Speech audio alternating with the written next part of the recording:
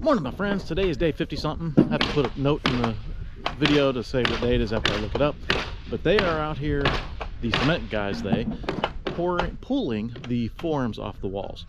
And it's looking good. There's one problem that we ran into, we'll show you.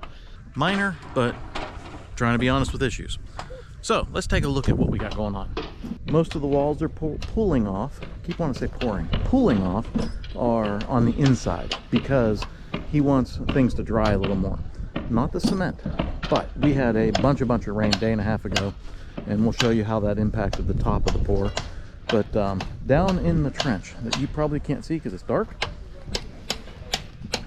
there is a bunch of mud that washed up against the bottom of these forms. He wants the mud to dry before he pulls the outside forms off.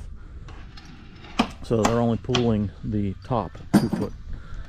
Earlier I mentioned we had a lot of rain. This was, you can see the texture, this was perfectly smooth when they flattened it out. And the rain, it rained a lot all night long. And the rain, I guess, just messed up this top. It's not perfectly flat smooth anymore. You see the side is nice and flat because the panels were on here. Top was exposed to the rain. Rain kind of unsmoothed it. But in the grand scheme of things, I don't care. Sill plate goes here. I'll never see this, but this is what rain will do if you have it rain right after they smooth out like a driveway pad or something. So I need to keep that in mind for whenever they pour my driveway pad and my walkway in the back of the house. And this is how the sill plate anchors ended up, right at the edge. But everything was looking pretty good, other than the soup, mud pie soup I had down there. Let's go take a look at the inside. They got the outside forms off this retaining wall and how it ties into the front wall where the garage is. I just read a comment on another video this morning, shows you how far behind I am, asking why we tied the two together, the retaining wall to the front wall. Honestly, because the cement guy said that would make things stronger. I have no idea if that's true or not, but that's what I was told, so he's the expert. I'm not. I'm rolling with it. But I will say, cosmetically, if you walk up close to that corner, it looks really good. This is the corner I was talking about for the one problem we found so far. This board, if you pay attention, is bent out. The front is good, but on the back side, the board popped in. So what he's going to do is pull this board off, get a saw. He said he'll snap a line, get a saw, and just saw it down to make it square, and then put another 2x8 back up and tap con it in. Up here you can see how far off it went. Just popped off.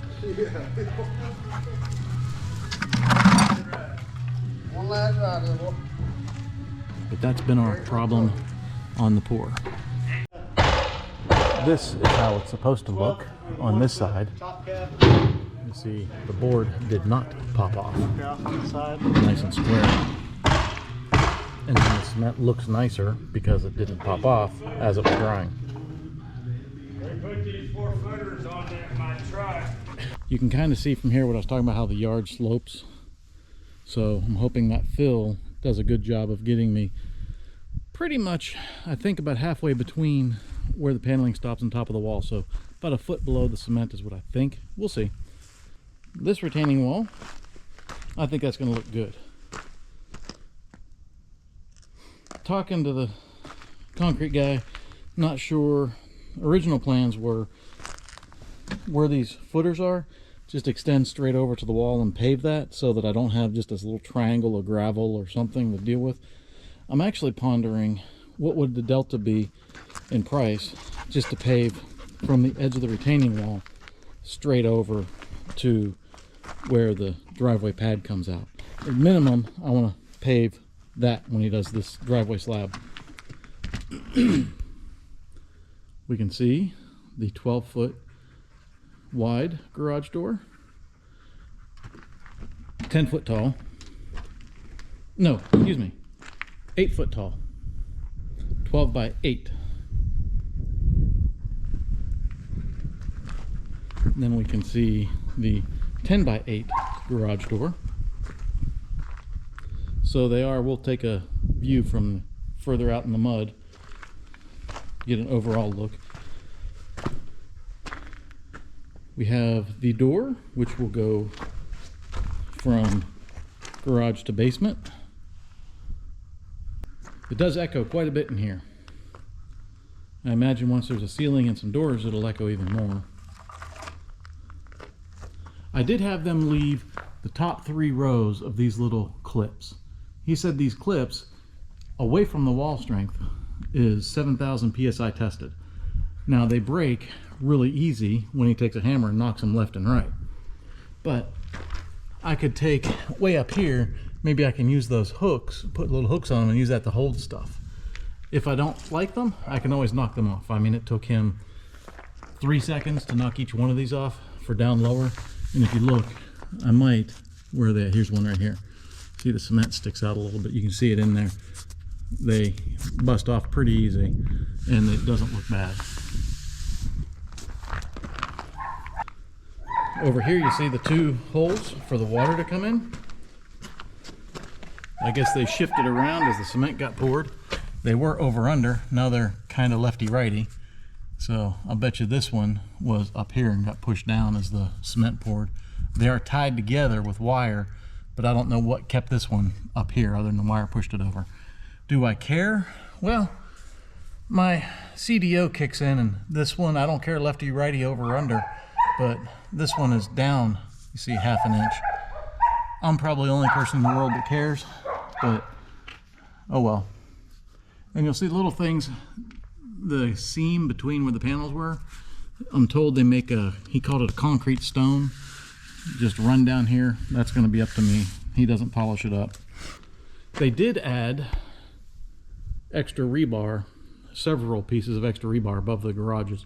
This is again 4,000 PSI cement, and that is 2 feet, well, 1 foot 12, well, hold on, 2 feet minus 1.5 inches. You do the math. Again, extra rebar. And I realize as I'm looking at all this, I forgot to order my garage doors, which has a 4 to 6 week lead time, so I guess I need to order those because I'm going to have a house with no doors, no garage doors. See, more of panels didn't quite line up right. There's actually a little bit of a gap there. I'm probably, again, the only person that'll care. This is where my sliding glass door is going to go. So now this is the basement side, not the garage side. I'm going to have them probably knock off all of these pegs down low and just, again, leave the top 2 because that's 8.5 feet up there. But these are pretty sharp. If you're walking along and brush up against one, this will cause a kid to get hurt. So we don't want these where kids are going to be running around. And that's where they left off. On the inside, they got everything except for this section. They had to go off to, he has his daughter's playing in a first varsity game with his daughter's cousin on the opposing team, so he wants to go watch that, and they packed it up to head out of here. Up here, beam pocket. They didn't knock the beam pocket out, but that's where the I-beam's going to sit in, and it's going to go from that beam pocket over to right up in there is some wood that is the other beam pocket. So the I-beam's going to hover above us from pocket to pocket. Now what he did, and I kind of agree with, but we have a 30-foot I-beam coming. Well, from the outside of that wall to the outside of that wall is 30 foot. He made the beam pocket halfway through that wall so that I had a solid outside. No bugs or wind or drafts or anything, no mice crawling in, it's solid outside. I like that. But now the I-beam's gonna be about 2.5 inches too long. So I guess, since this one goes the whole way through, we'll just leave 2.5 inches of I-beam right there. And this is where the 2x8 wall will be, going right up under that I-beam. So I guess they'll just put the last 2x8 here and butt it up underneath the I-beam. Hopefully by next Friday, timer actually officially starts and we go 28 days from there to get the house set on here. Which means we will not have a house by Thanksgiving. That was kind of a stretch goal. We were hoping. Maybe it's sitting over my right shoulder in the field over there, just waiting for the cranes, because everything will be ready right about Thanksgiving. But I can't imagine that the cranes are here Thanksgiving week, or like that Monday, Tuesday, Wednesday. I can't imagine they're working that week. So all I'll have Thanksgiving is I'll sit down there with Mr. Buddy heater and my plate of turkey. That'll be my Thanksgiving. Till next time, catch y'all later.